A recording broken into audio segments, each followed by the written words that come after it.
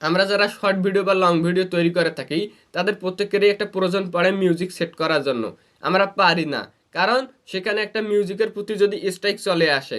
কিন্তু 2024 সালের মার্চ মাসের এই প্রথম সপ্তাহে নিজে ইউটিউব একটা নোটিশ দিয়েছে। নোটিশটি কি, আপনারা 30 সেকেন্ডের কম সময় ধরে আপনার ভিডিওতে মিউজিক ব্যবহার করতে পারবেন।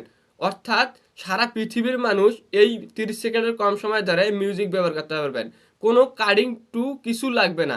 আপনি শুধু কোনো ভিডিও থেকে মিউজিক কপি করে আনে আপনার ভিডিওর মধ্যে সেট করে দিবেন, দিয়ে ভিডিওটি ছেড়ে দিবেন, কোনো কপিরাইট আসবে না। আসলে আমার ভিডিওতে কমেন্টে গিয়ে বলবেন যে কেন কপিরাইট আসলো। আমি আপনাদের প্রথমে একটা স্ক্রিনশট দিয়েছি, আপনারা লক্ষ্য করে দেখবেন, এটা ইংলিশ ভার্সনে দিয়েছি।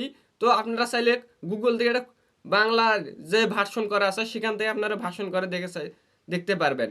তো এখানে বলা আছে যে 30 সেকেন্ডেরও বেশি সময় ধরে একটি অন্য সাউন্ড স্ট্যাক তৈরি করতে পারে। এটি আমাদের মিউজিকের স্টিকের পার্সোনাল দক্ষতার পাশাপাশি গুগলের ড্রাইভ এবং ইউটিউবের সবচেয়ে সেরা উদ্যোগ গবেষণার দক্ষতার একত্রিত করে।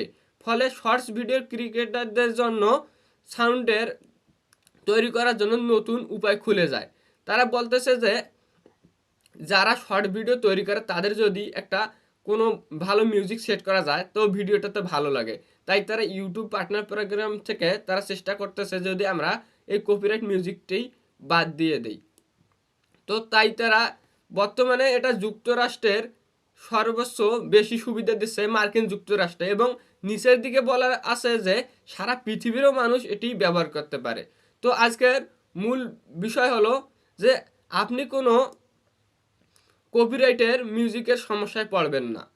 তো এটি একটি নিউ আপডেট, আপনারা চাইলে কাজটি করতে পারেন।